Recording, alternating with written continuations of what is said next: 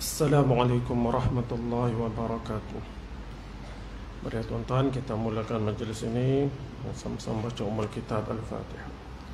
A'udzubillahi minasyaitonir rajim. Bismillahirrahmanirrahim. Alhamdulillahi rabbil alamin arrahmanir rahim maliki yaumiddin. Iyyaka na'budu wa iyyaka nasta'in. Ihdinas siratal mustaqim. Siratal ladzina an'amta 'alaihim ghairil maghdubi 'alaihim waladdallin. بسم الله الرحمن الرحيم الحمد لله رب العالمين والصلاة والسلام على أشرف الأنبياء والمرسلين وعلى آله وصحبه أجمعين سبحانك لا علم لنا إلا ما علمتنا إنك أنت العليم الحكيم رب اشرح لي صدري ويسر لي أمري واحلل عقدة من لساني يفقهوا قولي اللهم علمنا ما ينفعنا وانفعنا بما علمتنا وزدنا علما يا أرحم الراحمين وأرنا الحق حقا وارزقنا اتباعه وأرنا الباطل باطلا وارزقنا اجتنابه وجعلنا ممن يستمعون القول فيتبعون أحسنه وأدخلنا برحمتك في عبادك الصالحين ولا حول ولا قوة إلا بالله ولا حول ولا قوة إلا بالله ولا حول ولا قوة إلا بالله العلي العظيم اللهم يسر ولا تعسر وأتمم بالخير يا كريم وبعد. Alhamdulillah. Alhamdulillah. Syukur kita kehadrat Allah Subhanahu wa taala kerana kita dapat bertemu pada hari ini, dan insya-Allah kita akan sambung kuliah kita dalam pada tajuk beriman kepada malaikat. Kita dah baca sikit dah. Beriman kepada malaikat merupakan salah satu daripada rukun Islam. Tujuan kita beriman kepada malaikat ini ialah dia termasuk dalam perkara-perkara gaib. Beriman kepada perkara yang gaib. Sebab malaikat tu tidak dapat dilihat dengan mata kepala ataupun dengan panca indera yang ada ini. Malaikat kejadiannya berbeza dengan manusia dan juga jin. Manusia diciptakan dari tanah. Adapun jin diciptakan daripada hujung api. Api ialah senang. Malaikat diciptakan daripada cahaya. Diciptakan daripada cahaya seperti mana firman Allah, seperti mana sabda Nabi sallallahu alaihi wasallam, khuliqatil malaikatu min nur wa khuliqal jinnu min marijim min nar. Dijadikan malaikat daripada cahaya dan dijadikan jin daripada percikan api. Hadis riwayat Muslim. Adapun manusia daripada tanah. Dan malaikat ini Allah beri beberapa kelebihan yang tidak diberikan kepada makhluk yang lain. Antaranya, malaikat ini mempunyai sayap yang banyak. Sayap yang banyak dan boleh bergerak dalam keadaan masa yang singkat, tetapi boleh bergerak dalam jarak yang jauh. Cepatlah gerakannya, sehingga dikatakan kecepatan sehari bagi malaikat sama dengan 50 tahun lamanya di dunia. Gerakan sehari malaikat gerak tu sama dengan 50,000 tahun. Bukan 50 tahun, 50,000 tahun dunia.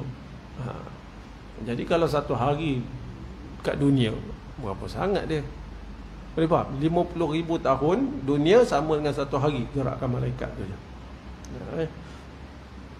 Firman Allah Ta'ala, ta'arujul malaikatu warruhu ilaihi fi yawmin kana miqdaruhu 50,000 sanah.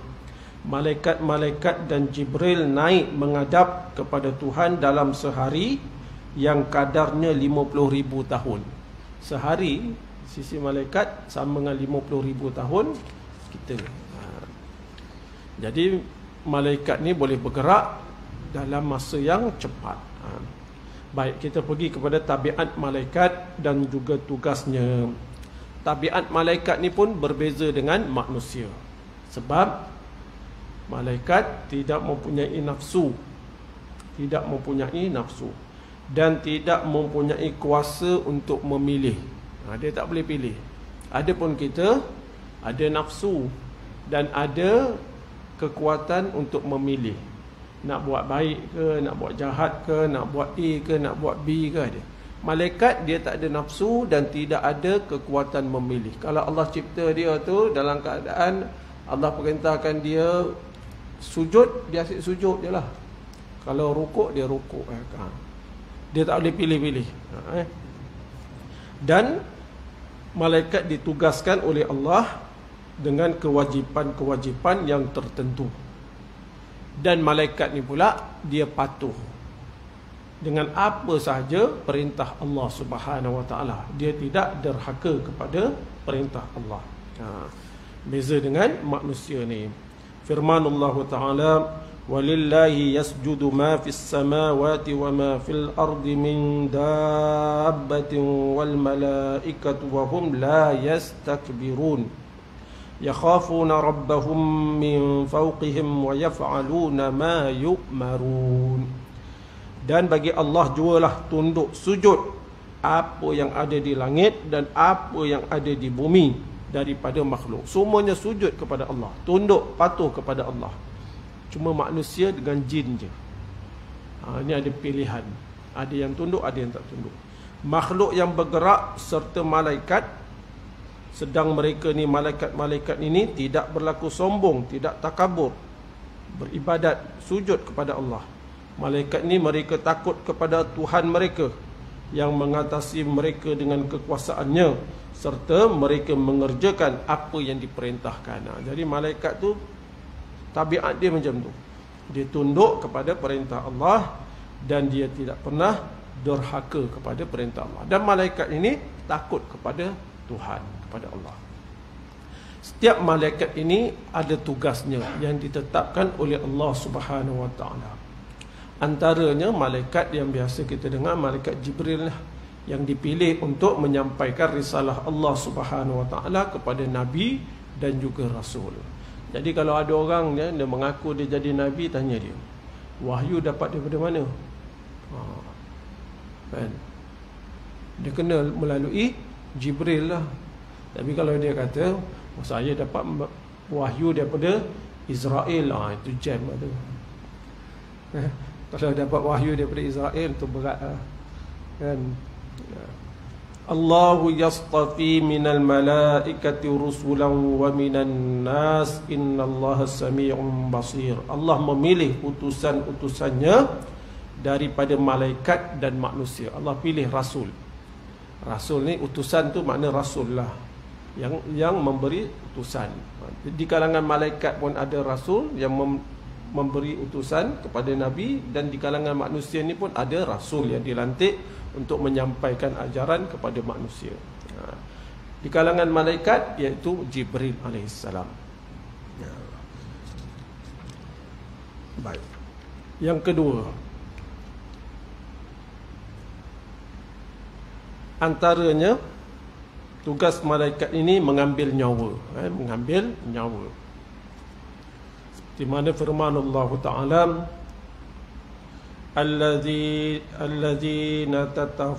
alladzina tatawaffahumul malaikatu zalimi anfusihim fa alqaw salama ma kunna na'malu min su bala innallaha alimun bima kuntum ta'malun. Mereka yang diambil nyawanya oleh malaikat dalam keadaan mereka menganiaya diri mereka sendiri dengan kekufuran. Ada manusia ini ketika diambil nyawa oleh malaikat, manusia ini dalam keadaan menganiaya diri mereka sendiri. Pasal dia ketika itu dalam keadaan kufur. Jadi ada malaikat yang mengambil nyawa. Kita hafal nama ni 10 ada tak? 10 malaikat dah kita tahu tugas dia. Itu yang kita tahu nama. Yang tak tahu nama tu banyak lagi. Yang biasa kita tahu Jibril menyampaikan wahyu, Mikail apa? Mikail turunkan hujan. Lepas tu Israfil tiup sangkakala. Israel cabut nyawa. Ridwan menjaga syurga. Malik menjaga neraka. Raqib, atid, pencatat amalan kanan kiri, kan? Mungkar nakir, itu apa tu? Soal dalam kubur. Ada. Tapi banyak lagi, malaikat ni ramai. Antara mereka ditugaskan untuk mencatat amalan manusia. Wa inna alaikum lahafizin kiraman katibin. Padahalnya sesungguhnya ada malaikat-malaikat yang menjaga dan mengawas segala bawahan kamu, yakni makhluk yang mulia di sisi Allah, lagi ditugaskan menulis amal-amal kamu. Jadi ada malaikat ni ditugaskan untuk menulis amalan-amalan manusia. Antara mereka ditugaskan menanggung arash, seperti mana firman Allah Ta'ala, وَانْشَقَّتِ السَّمَاءُ فَهِيَ يَوْمَئِذٍ وَاهِيَةٌ وَالْمَلَكُ عَلَىٰ أَرْجَائِهَا وَيَحْمِلُ عَرْشَ رَبِّكَ فَوْقَهُمْ يَوْمَئِذٍ ثَمَانِيَةٌ. Dan terbelahlah langit, lalu terjadilah ia pada saat itu lemah dan runtuh, sedang malaikat-malaikat ditempatkan untuk mengawal segala penjurunya. Dan arash Tuhan kamu pada saat itu dipikul oleh 8 malaikat di atas malaikat-malaikat yang mengawal itu. Jadi ada yang tugas memikul arash. Itu je lah kerja dia. Yang kerja sekali ni apa? Yang kerja sekali je. Yang kerja sekali itu Israfil tu lah. Sekarang ni buat ibadat lah, dia tak ada kerja, kan? Israfil dia sangka kala. Baik, itu banyak lagi lah. Sekarang apa hubungan pertalian manusia dengan malaikat ni? Kita belajar-belajar ni untuk apa? Orang mukmin hendaklah memahami bahawa pertalian mereka dengan malaikat, pertalian manusia dengan malaikat ada sempadan tertentu, ada sempadan. Maka janganlah kita melewati batas yang ditetapkan oleh Allah Subhanahu Wa Taala. Makna kita kena kenal malaikat ini seperti mana yang Nabi beritahu. Jangan kita melampaui batas. Kita reka-reka tu jangan. Antaranya ialah malaikat ini ialah hamba Allah Subhanahu Wa Taala seperti makhluk-makhluk yang lain juga. Bukan dia jadi sendiri, dia pun makhluk Allah. Ia mematuhi perintah Allah Subhanahu Wa Taala dan menjauhi apa yang dilarang oleh Allah. Ada antara manusia ini melewati batas sehingga mengatakan malaikat itu perempuan ataupun anak-anak Tuhan. Nabi tak beritahu malaikat tu jantinanya apa, tak beritahu. Tapi ada manusia dia melampaui batas sehingga menyatakan malaikat ini perempuan. Dan ada yang mengatakan malaikat ini anak-anak Tuhan. Ini semua melampaui batas. Dan malaikat juga sama dengan makhluk-makhluk lain, memuji dan mengakui kebesaran, kebenaran dan takutkan kepada kemurkaan Allah Subhanahu Wa Taala. Manusia ni memuji Allah, mengakui kebesaran Allah, kebenaran dan takut kepada Allah. Malaikat tu pun macam tu juga. Malaikat tu. Wa yusabbihu ar-ra'du bihamdihi wal malaikatu min khifatihi. Dan guruh-guruh ni yang kat langit itulah. Demikian juga para malaikat bertasbih memuji Allah kerana takut kepadanya, kerana takut kepada Allah Subhanahu Wa Taala. Dan ada di kalangan manusia mengatakan macam tadi malaikat ini perempuan ataupun malaikat ini anak Tuhan ataupun malaikat ini Tuhan. Macam-macam. Afa asfakum rabbukum bil banina wattakhadha minal malaikati inatha innakum lataquluna qawlan azima. Maka apakah patut Tuhan memilih bagi kamu anak-anak lelaki, sedangkan untuk dia sendiri mengambil anak-anak perempuan di antara para malaikat? Patut ke? Pasal dia kata Allah ni ada anak dari kalangan malaikat, anak perempuan dari kalangan malaikat. Allah pun tanya, patut ke kamu ambil anak laki, Tuhan kamu bagi anak perempuan? Sesungguhnya kamu benar-benar mengucapkan kata-kata yang besar dosanya. Apa yang diucapkan itu tidak benar. Ada di antara orang musyrik pada zaman silam menganggap bahawa malaikat sebagai Tuhan. Ada sampai macam tu. Padahal malaikat sendiri melepaskan diri daripada dakwaan orang yang jahil tersebut. Yang seterusnya, malaikat itu hamba Allah dan tidak berkuasa mendatangkan sebarang bahaya ataupun faedah kecuali dengan izin Allah Subhanahu wa taala. Ini ingatlah. Seperti mana makhluk pun tidak ada kuasa mendatangkan bahaya ataupun faedah, macam tu jugalah malaikat ni. Tidak ada kuasa untuk mendatangkan sebarang faedah ataupun bahaya kepada manusia kecuali dengan izin Allah Subhanahu wa taala. Wa kam min malakin fis samawati la tughni syafa'atuhum syai'an illa min ba'di an ya'zana Allahu liman yasha'u wa yarda. Golongan yang musyrik mengharapkan pertolongan benda-benda yang mereka sembah itu, padahal berapa banyak malaikat di langit, syafaat mereka tidak dapat mendatangkan sebarang faedah kecuali sesudah Allah mengizinkan bagi sesiapa yang dikehendakinya dan yang diredainya. Jadi malaikat ini kita yakin dia ada. Adakah dia boleh bagi manfaat, mudarat pada kita? Tidak. Melainkan dengan izin Allah. Ada malaikat yang jaga kita. Gitu. Baik, kita pergi bab yang seterusnya, bab yang ke-8. Beriman kepada kitab Allah Subhanahu wa taala. Ini. Beriman kepada kitab Allah Subhanahu wa taala. Wajib percaya kepada kitab-kitab Allah. Pertalian manusia dengan kitab Al-Quran. Al-Quran adalah kebenaran yang dicari oleh manusia. Pandangan Al-Quran kepada Taurat dan Al-Injil. Ini yang benda yang dia nak baca lah, yang kita nak baca ni. Pertama, wajib kita percaya kepada kitab-kitab Allah, dan ia termasuk salah satu daripada rukun iman dalam Islam. Ya, rukun iman kan. Kitab Allah Subhanahu wa taala mempunyai segala pengajaran yang disampaikan oleh para rasul alaihi wassalatu wassalam. Ada larangan, ada suruhan, dan di dalam kitab itu ada panduan untuk umat-umat tersebut. Ini.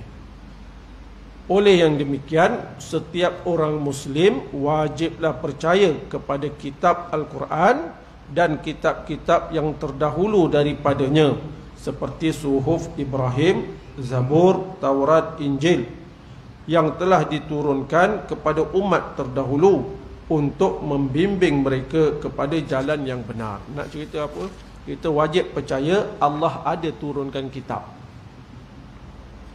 Dan kitab itu diturunkan untuk apa? Untuk dijadikan panduan oleh manusia. Al-Quran ini untuk apa? Turun untuk dijadikan panduan bagi manusia.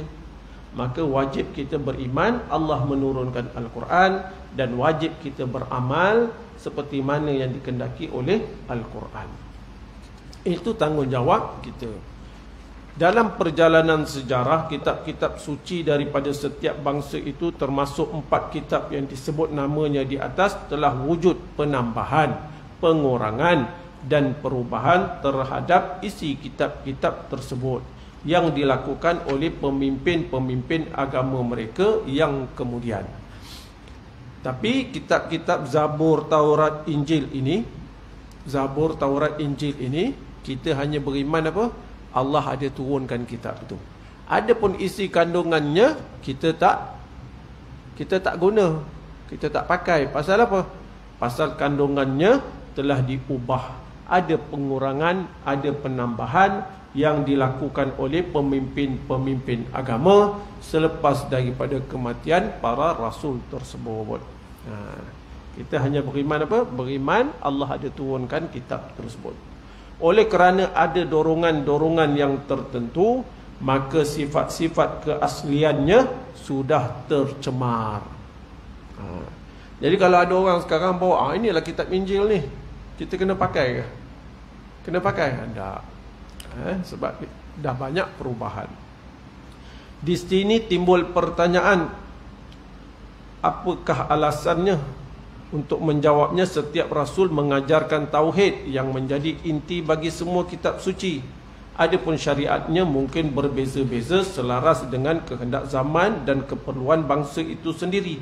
Tetapi harus difahami bahawa ajaran-ajaran pokok tentang keimanan adalah sama jika diteliti pada setiap kitab suci yang ada di permukaan bumi. Ternyata tauhid tulen hanya terdapat dalam Al-Quran. Tetapi kitab-kitab selain Al-Quran, ajaran tauhid itu sudah diganti dengan syirik. Kenapa? Apa alasannya yang kita kata benda tu, kitab tu dah berubah? Alasannya dia kata gini, Allah turunkan kitab itu. Allah turunkan kitab itu, sudah tentu Allah beritahu dia itu esa. Jangan mempersekutukan dia. Tapi bila kita tengok dalam kitab-kitab agama yang lain itu, kita tengok keesaan Allah itu telah dicemari. Dianggap ada lagi Tuhan-Tuhan yang lain. Jadi itu tanda bahawa kitab tersebut telah diubah. Berbeza dengan Al-Quran ini. Al-Quran menyatakan Allah ini esa dan sebagainya. Injil perjanjian baru tidak menganut ketuhanan yang Maha Esa, tetapi ketuhanan yang Maha Tiga, Trinity. Maka yang dapat ditemukan dalam kitab itu hanya bekas ketuhanan yang Maha Esa.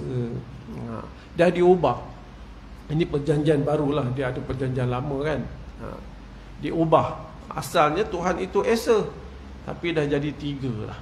Pasal tu bila orang Islam ni berdialog dengan orang-orang Nasrani, Kristian ni, bila sampai kat Tuhan tiga ni memang tak boleh nak jawab.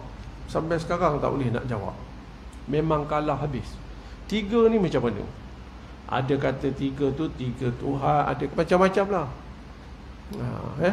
Kalau kita tengok Ahmad Didat ke apa ni semua kan, bila berhujah dengan Kristian, Kristian memang tak boleh jawab.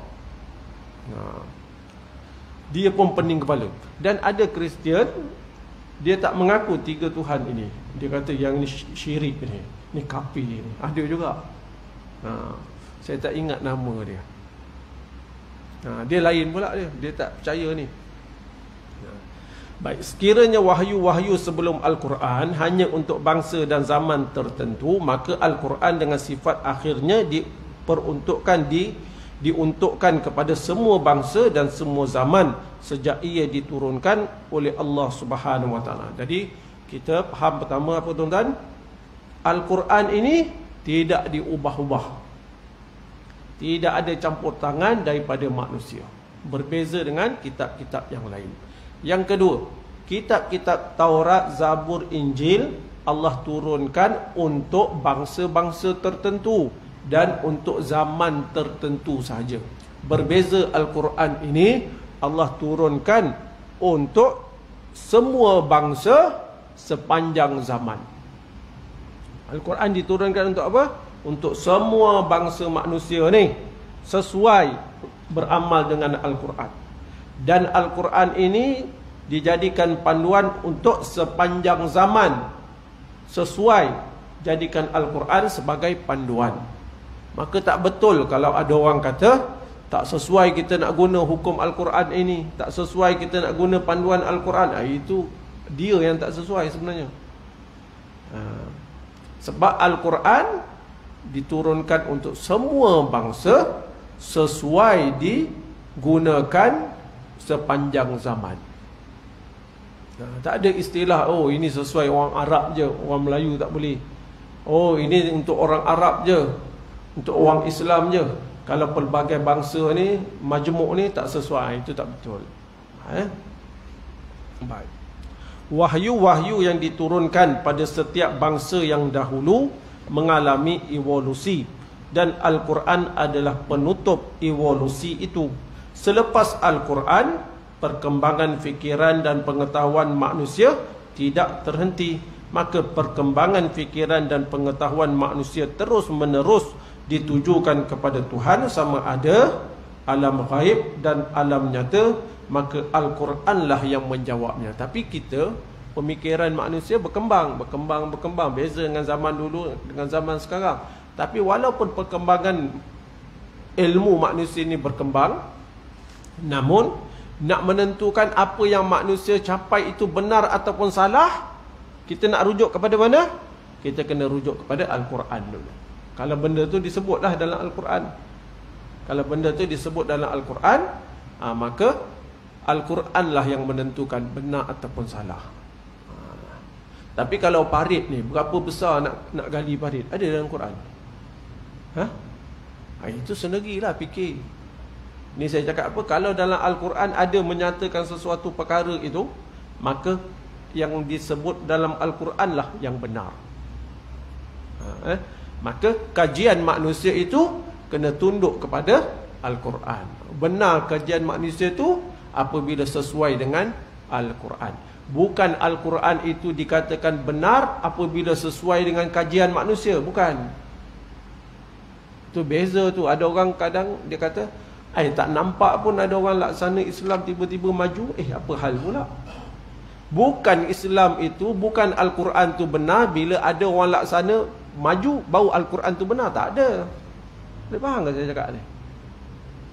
Bukan bila manusia buat kajian berjaya barulah kata Al-Quran tu betul. Tidak. Al-Quran tu tetap benar. Perlu dijadikan panduan dalam hidup kita. Dan dia pasti membawa kejayaan. Gitu. Baik. Kitab-kitab Allah Subhanahu Wa Taala juga boleh diertikan dengan panduan-panduan dan perundangan-perundangan Allah Subhanahu Wa Taala yang diwahyukan kepada hamba-hambanya yang dipilih untuk memimpin manusia pada zaman mereka menurut penentuan risalah masing-masing. Jadi kitab-kitab itu, dalam kitab-kitab yang diturunkan ada panduan-panduan yang Allah sediakan untuk manusia. Dan dalam kitab tersebut juga ada undang-undang yang Allah telah sediakan untuk manusia laksanakan. Firmanullah Ta'ala, kana an-nasu ummatan wahidatan fab'athallahu an-nabiyyina mubasysyirin wa munzirin wa anzala ma'ahumul kitaba bil haqqi liyahkuma bainan nasi fi ma ikhtalafu fi. Ini panjang lagi ayat ni tak? Ma ikhtalafu fi. Pada mulanya manusia itu ialah umat yang satu. Asalnya manusia ini umat yang satu, semua tunduk patuh kepada agama Allah. Kemudian berlakulah perselisihan. Bila berlaku perselisihan, maka Allah Subhanahu Wa Taala mengutus para nabi. Para nabi-nabi diutus sebagai pemberi berita gembira kepada orang yang beriman dengan balasan syurga, dan pemberi amaran kepada orang yang engkar dengan balasan neraka. Jadi datanglah nabi-nabi ini diutus untuk memberi berita gembira, orang beriman akan dapat syurga, dan memberi berita amaran, memberi amaran bagi orang yang engkar, bagi mereka ada azab neraka. Dan Allah menurunkan bersama nabi-nabi itu kitab-kitab suci yang mengandungi keterangan-keterangan yang benar untuk menjalankan hukum di antara manusia mengenai apa yang diperselisihkan. Jadi Allah turunkan kitab, Allah utus rasul, nabi, dan Allah turunkan kitab ini untuk apa? Untuk kita jalankan hukum di antara manusia. Untuk apa diturunkan kitab? Supaya kita jadikan panduan hukum hakam dalam Al-Quran itu kita laksanakan di dalam kehidupan kita. Ini apa benda?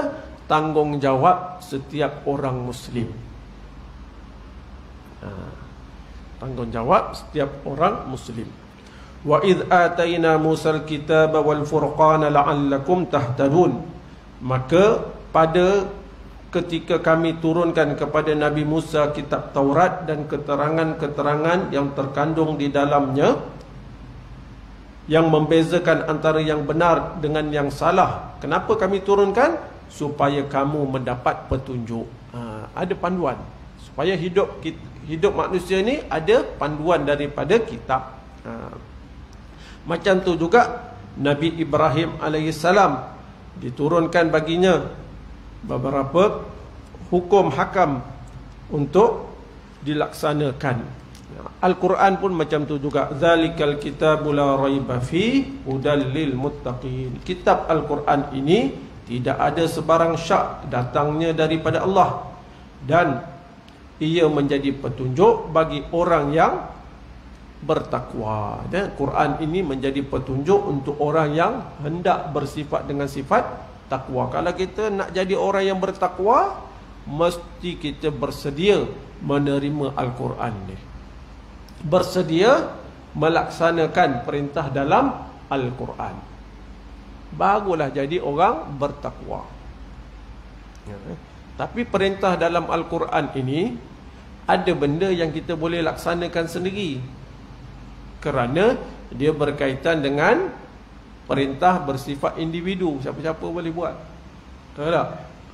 Semayang, orang ni semayang, tak semayang, orang ni semayang, masing-masing boleh. Kan? Puasa, masing-masing boleh buat. Tak? Tapi di sana, di dalam Al-Quran, ada hukum-hukum yang tak boleh dilaksanakan sendiri-sendiri. Tak boleh. Dia kena ada pemerintah yang melaksanakan hukum. Contohnya berkaitan dengan hukum hakam yang melibatkan mahkamah. Kita boleh ke orang bunuh seseorang, tiba-tiba kita pula bunuh dia? Boleh? Tak boleh. Bila berlaku pembunuhan, maka kes tu kena bawa ke mahkamah. Yang menentukan dia hakim tu lah. Bukan dia bunuh si A, lepas tu si C pula pergi bunuh B ni, kan. Jadi benda, ada hukum-hukum yang memerlukan kepada pemerintah yang melaksanakan. Maka tanggungjawab pemerintah melaksanakan perintah undang-undang, peraturan yang Allah tetapkan. Itu tanggungjawab. Seperti mana tanggungjawab seorang Muslim beramal, melaksanakan perintah Allah di dalam kegiatan individu dia, macam tu juga pemerintah mempunyai tanggungjawab untuk melaksanakan peraturan yang berkait dengan pemerintahan, untuk diaplikasikan undang-undang itu kepada manusia. Supaya apa? Supaya manusia ini boleh hidup dalam keadaan yang aman, tenteram, dan mendapat keberkatan daripada Allah Subhanahu wa ta'ala. Itu tanggungjawab. Beriman kepada mana pula ni? Beriman kepada malaikat. Macam tu kat situ Beriman kepada malaikat tidak terhasil selagi tidak beriman dan mempercayai bahawa Allah Subhanahu wa ta'ala mempunyai kitab-kitab yang mengandungi petunjuk, dasar-dasar kebenaran dan tata susila akhlak yang luhur. Kerana keadilan Tuhan menghendaki melakukan hisab terhadap setiap sesuatu yang dilakukan oleh manusia, manakala keadilan tersebut tidak boleh dibebankan kepada mereka yang tidak mengetahuinya.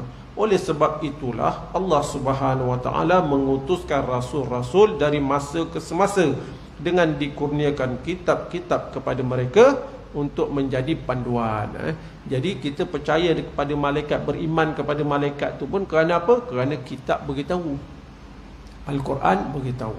Dan kita pula dia suruh melaksanakan perintah Allah. Bila kita laksanakan dapat pahala, tinggalkan perintah Allah berdosa. Tapi perintah-perintah itu hanya akan diambil kira setelah manusia ini diturunkan panduan. Kalau panduan tak turun, macam takkan nak kata ini salah, ini betul. Maka Allah lantik rasul-rasul untuk menyampaikan panduan Allah itu kepada manusia. Bila dah sampai panduan ini, maka jadilah taklif kepada manusia, perbuatannya ada pahala dan ada dosa. Boleh? Tapi kalau orang yang duduk kat hutan tak pernah dengar, risalah Islam ni, tak tahu tentang agama, dia tak ada tanggungjawab taklif itu.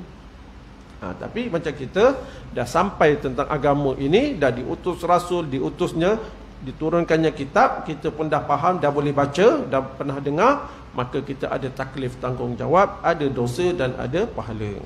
Hubungan manusia dengan kitab Allah Subhanahu wa ta'ala, ini hubungannya. Dia ringkas-ringkas tuan-tuan. Seorang Muslim yang beriman dengan kitab-kitab Allah Subhanahu wa ta'ala, apa tanggungjawab kita? Tanggungjawab kita ialah mestilah mengamalkan segala ajaran kitab yang bertujuan menunjukkan manusia kepada jalan yang benar yang diredai Allah. Tanggungjawab kita ialah kita kena beramal dengan ajaran Al-Quran itu. Kerana Al-Quran itu panduan yang Allah sediakan untuk membawa manusia ke jalan yang benar, berjaya dunia dan akhirat. Sesiapa yang berkata dia beriman tetapi tidak menurut pengajarannya, tidak boleh dikatakan beriman dengan sempurna. Seorang yang mendakwa dia beriman, dia yakin Al-Quran ni betul, benar, tapi dia tidak mahu menurut pengajaran Al-Quran, maka tidaklah dikatakan orang itu beriman dengan sempurna. Dia beriman. Beriman ni kita kena beriman Allah turunkan Al-Quran. Kalau kita laksanakan Al-Quran tu, bertambah lagi iman kita. Gitu. Boleh faham? Bukan makna orang yang tak laksanakan ajaran Al-Quran tu kafir. Tidak. Bila dia menafikan, baru jadi kafir. Itu tanggungjawab kita. Jadi nak laksanakan ajaran yang ada dalam Al-Quran ini berkait rapat dengan keimanan kita kepada Al-Quran dan juga beriman dengan Allah dan Rasul. Gitu. Ata'muruna an-nasa bil birri wa tansawna anfusakum wa antum tatluna al-kitab afala ta'qilun. Patutkah kamu menyuruh manusia supaya berbuat kebaikan sedangkan kamu lupa akan diri kamu sendiri, padahal kamu semua membaca kitab Allah? Tidakkah kamu berakal? Ini Bani Israel ni. Dia suruh orang lain buat benda yang baik, kan? Tapi dia sendiri yang tahu kebaikan, tapi dia tak nak ikut kebaikan. Dia baca kitab, tapi dia tak nak ikut panduan yang ada dalam kitab. Ini tak patut. Begitu juga beriman dengan kitab, hendaklah merangkumi semua kitab Allah Subhanahu wa ta'ala, bukan sekadar beriman dengan setengah-setengah bahagian, kemudian kita tidak mengikuti sebahagian yang lain.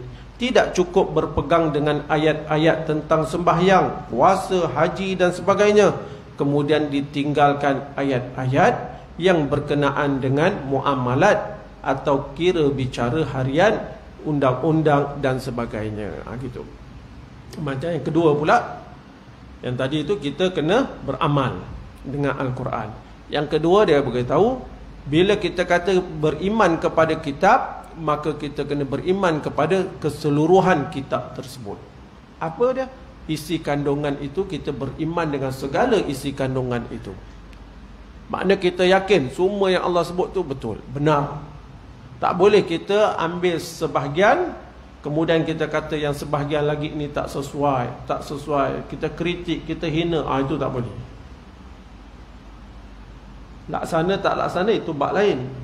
Tapi kita tak boleh beriktikad mengatakan yang sebahagian ni sesuai, yang sebahagian lagi ni dalam Al-Quran tak sesuai. Itu tak boleh cakap. Itu bila kita cakap macam tu, kita telah menghina. Adapun tak laksanakan, itu tak berdosa je lah. Macam orang semayang tak? Orang semayang. Ada orang tak semayang, dia jadi apa? Dosa lah. Tapi ada orang ni dia pertikai. Kalau semayang subuh ni sepatutnya tak buat. Semayang, dia pertikai. Tak ada semayang subuh ni. Kalau kita suruh orang semayang subuh, bermakna kita akan menyebabkan manusia ini hilang kekuatan diri. Kita contohlah, ini cerita je. Dia pertikai. Ketika itu dia akan menggugat akidah keyakinan seseorang. Lepas tu kita kena terima Al-Quran ini keseluruhannya, kerana keseluruhan Al-Quran itu mendatangkan kebaikan bagi manusia. Afatu'minuna bi ba'dil kitabi wa takfuruna bi ba'd fama jazaa'u man yaf'alu dhalika minkum illa khizyun fil hayatid dunya wa yawmal qiyamati yuradduna ila ashaddil 'adzab wa mallahu bighafilin 'amma ta'malun. Sesudah itu maka patutkah kamu hanya percaya kepada sebahagian daripada isi kitab Taurat dan kamu mengingkari akan sebahagian yang lain? Kamu percaya separuh, kamu ingkar pula yang lain. Maka tiadalah balasan bagi orang yang berbuat demikian itu di antara kamu selain daripada kehinaan ketika hidup di dunia, dan pada hari kiamat akan ditolak mereka ke dalam azab seksa yang amat berat. Dan ingatlah, Allah tidak sekali-kali lalai akan apa yang kamu lakukan. Ini Allah dah bagi amaran dah. Kamu kalau nak berjaya, kena pegang Al-Quran tu sungguh-sungguh. Beramal dengan Quran, beramal dengan kitab. Allah beritahu apa yang berlaku pada penganut agama yang kitab Taurat ini. Sebahagian ahli kitab diambil ajaran Taurat, diamalkan. Sebahagian lagi ajaran Taurat dia tinggalkan. Kalau macam itulah perangai orang Islam terhadap Al-Quran, Allah beritahu apa yang akan jadi. Pasti kamu akan jadi hina di dunia, dipandang hina oleh bangsa lain, agama lain, dan akhirat nanti dihumbankan ke dalam azab yang pedih. Itu Allah dah beritahu. Tapi manusia ramai yang masih lagi tidak mau kembali kepada perintah Allah Subhanahu wa taala. Keimanan muslim terhadap kitab-kitab Allah Subhanahu wa taala merupakan kefahaman, kesedaran dan pelaksanaan ajarannya. Jadi bila kita kata beriman, maka kita perlulah faham apa benda yang ada dalam kitab, kemudian kita laksanakan. Maka adalah menjadi satu kesalahan menggunakan ayat-ayat Allah Subhanahu wa taala itu dibuat azimat untuk menolak syaitan dan tangkal untuk mendapat keberkatan, ataupun dibaca di tepi-tepi jalan untuk mendapat sedekah ataupun derma daripada orang ramai. Ini bertentangan dengan dasar kesusilaan dan dasar memuliakan ayat-ayat suci. Begini tuan-tuan, Al-Quran ni dia boleh digunakan untuk pelbagai benda, tetapi kita tak boleh gunakan Al-Quran ini untuk benda-benda yang haram. Kita nak berubat, kita nak guna ayat Quran, boleh? Boleh. Kalau kita baca ayat Quran, ada keberkatan? Ada. Tapi kalau kita nak guna Al-Quran ini pada benda-benda yang haram, maka yang itu dilarang. Dilarang. Sebab bukan itu tujuan utama diturunkan Al-Quran. Tapi Al-Quran digunakan untuk sebagai panduan dalam hidup kita. Wallahu ta'ala a'lam. Apatah lagi orang yang menggunakan Al-Quran ini untuk tujuan dunia, menipu manusia dengan ayat-ayat Al-Quran. Itu dilarang. Wallahu ta'ala a'lam. Subhanakallahumma bihamdik asyhadu an la ilaha illa anta astaghfiruka wa atubu ilaik. Bismillahirrahmanirrahim. Wal 'asr innal insana lafi khusr إلا الذين آمنوا وعملوا الصالحات وتواصوا بالحق وتواصوا بالصبر. السلام عليكم ورحمة الله وبركاته.